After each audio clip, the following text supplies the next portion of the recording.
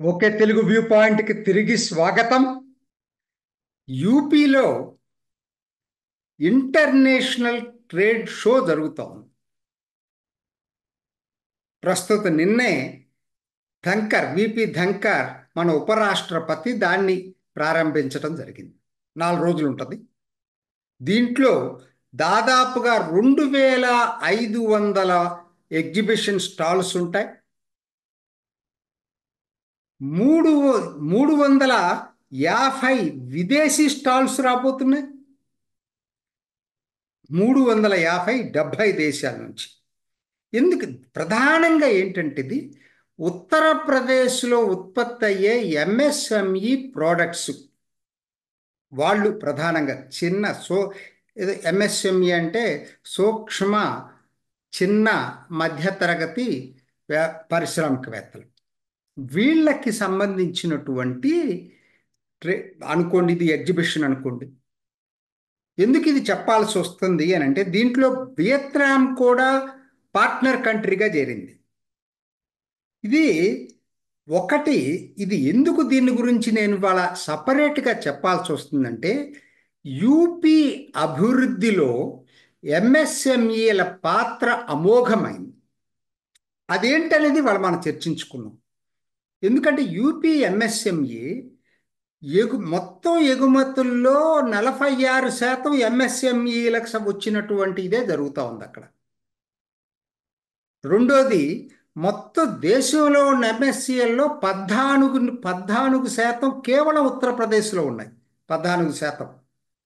96 లక్షల ఎంఎస్ఎంఈలు ఉన్నాయి అక్కడ. 4 లక్షలు తక్కువగా 1,00,00,000 ఉన్నాయి అక్కడ. మొత్తం పారిశ్రామిక ఉత్పత్తిలో ఉత్తరప్రదేశ్లో 60%, జీడిపిలో 60% మీకు ఇండస్ట్రియల్ ప్రొడక్షన్లో కేవలం ఎంఎస్ఎంఈ నుంచే వస్తాం. 1.6 కోట్ల మందికి ఉద్యోగ అవకాశాలు దొరికినాయి. 1.6 కోట్ల మందికి. Second largest employment generated. మొత్తం వ్యవసాయం తర్వాత ఎక్కువ మంది ఆధారపడుతున్న పరిశ్రమ ఏదైనా ఉందంటే ఎంఎస్ఎంఈ. ఇన్ని ప్రత్యేకతలు ఉన్నాయి. అభివృద్ధి గత 5 సంవత్సరాల్లో ఎంత అంటే దాదాపు 10% సిఏజిఆర్ వెళ్తా అభివృద్ధి రేటు ఉందన్నమాట. దేశం కన్నా కూడా చాలా ఎక్కువగా ఉంది ఉత్తరప్రదేశ్. సో దాని అభివృద్ధిలో ఇన్ఫ్యాక్ట్ జిఐ ట్యాక్స్ మొత్తం దేశంలో అత్యధికంగా ఉన్న రాష్ట్రం ఉత్తరప్రదేశ్. 75 జిఐ ట్యాక్స్ దానికి వచ్చినాయి. ఇవాళ వాళ్ళు అప్లై చేస్తే జిఐ ట్యాక్స్కి అప్లై చేస్తే వచ్చినాయి. జిఐ ట్యాక్స్ దాదాపుగా 75 ఉన్నాయి ఉత్తరప్రదేశ్లో. ఇది దాని ప్రగతి. ఏమైంది, ఎలా సాధ్యమైంది మరి ఇంత?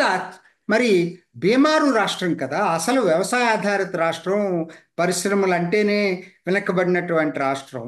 రెండోది, మనం ఎప్పుడు ఏమనుకుంటున్నాం, ఆ నోయిడాలో ఉన్నటువంటి పరిశ్రమలు, ఏదైనా మొబైల్ పరిశ్రమలు, ఇటువంటి వాటిని గురించి చర్చించుకుంటున్నాం. కానీ ఈ ఎంఎస్ఎంఈలు కూడా ఉత్తరప్రదేశ్ ప్రధానమైన రాష్ట్రం అని మనకు ఎప్పుడూ అర్థం కాలేదు.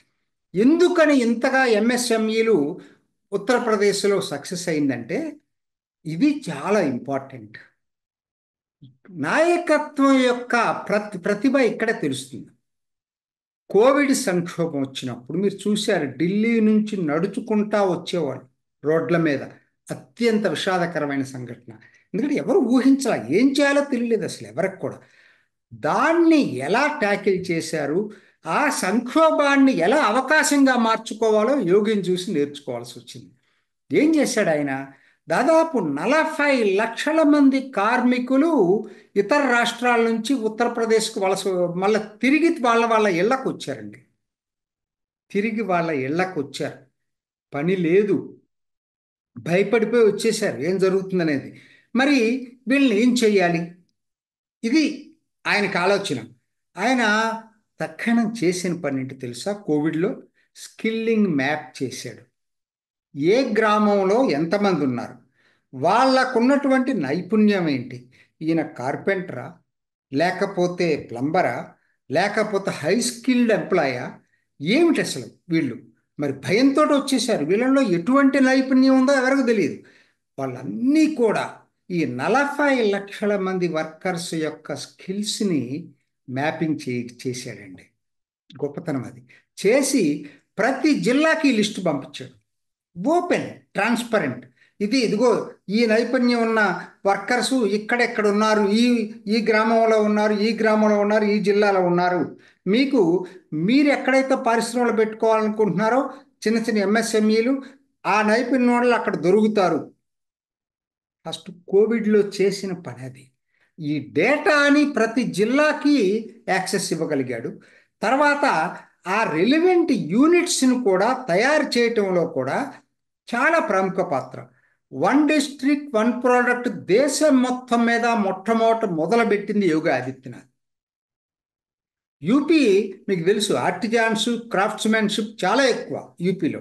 సో వాళ్ళందరినీ కూడా ఒక్కొక్క టాలెంట్ ఉన్న వాళ్ళని ఒక్కొక్క జిల్లాలో ఒక్కొక్క జిల్లా మీద ఒక్కొక్క టాలెంట్ మీద ఫోకస్ చేశాడు. ఒక్కొక్క ప్రోడక్ట్ మీద 75 జిల్లాలకి 75 ఆ విధంగా ఫోకస్ చేసి దానికి వీళ్ళందరినీ అక్కడికి పంపించాడు.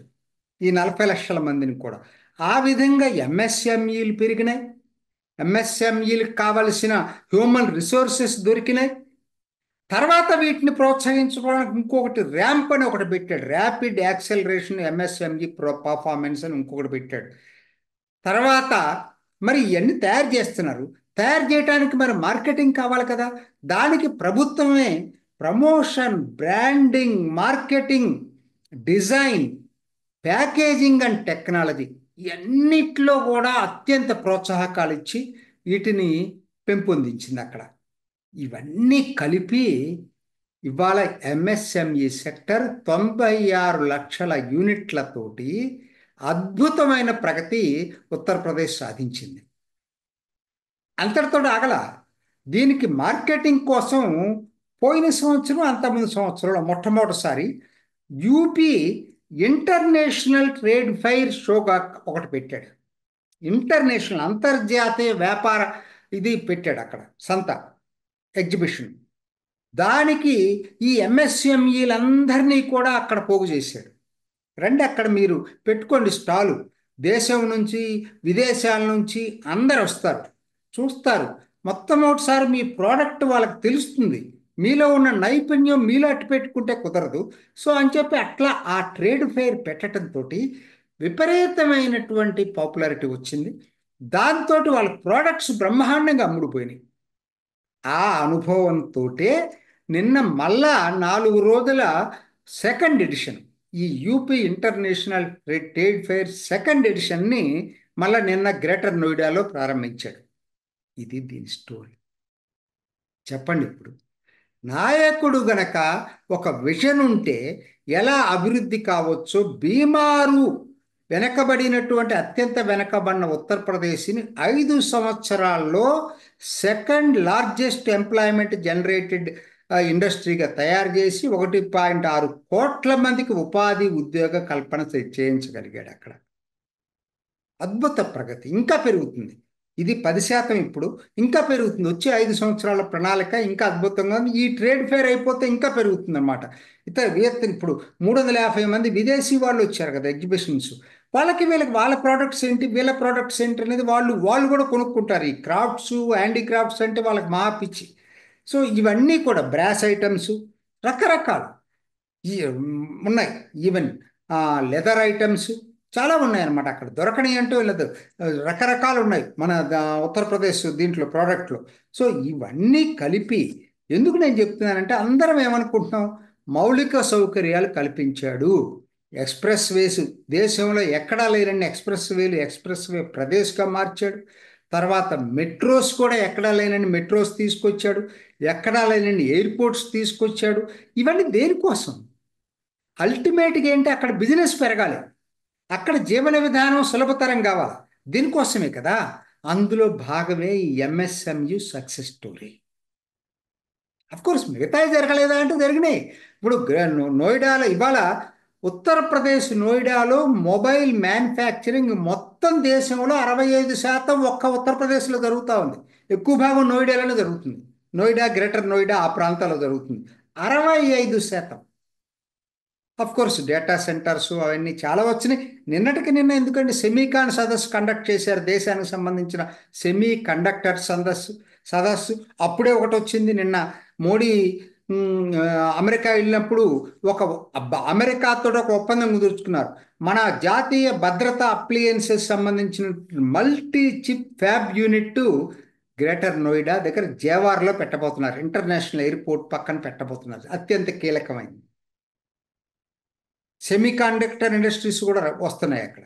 సో ఇవి రావటం లేదు నేను అంటలేదు, కానీ ఎంఎస్ఎంఈని గురించి కూడా ఎవరికీ పెద్ద దీని గురించి ఐడియా లేదు. వీటన్నిటికీ ఒకటే కారణం అండి. ఫస్ట్ ఆయన చేసింది ఒకటి లా అండ్ ఆర్డర్.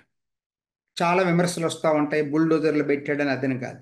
ఇవాళ ఇన్వెస్టర్స్ కాన్ఫిడెన్స్ వచ్చింది. పెట్టుబడి ఈ రాష్ట్రంలో పెట్టగలం, మాఫియాలు మమ్మల్ని బెదిరించరు అనేటువంటి నమ్మకం ఏర్పడింది. కాబట్టి అందరూ ఉత్తరప్రదేశ్ వైపు చూస్తూ ఉన్నారు. దాంట్లో ఎంఎస్ఎంఈల పాత్ర అమోఘమైంది ఉత్తరప్రదేశ్ డెవలప్మెంట్లో. ఇదండి ఇంకేం చెప్పాలి. కోవిడ్ సంక్షోభాన్ని ఎలా అవకాశంగా మలుచుకోవచ్చో యోగి చేసి చూపించాడు కోవిడ్లో. ఇది ఈనాటి ఒకే తెలుగు వ్యూ పాయింట్. మరొక ఎపిసోడ్లో మళ్ళీ కలుసుకుందాం. నమస్తే. మీ అభిప్రాయాన్ని కూడా కామెంట్ బాక్స్లో తెలియజేస్తూ ఇలాంటి ఇంట్రెస్టింగ్ అప్డేట్స్ కోసం మా ఛానల్ని సబ్స్క్రైబ్ చేసుకోండి.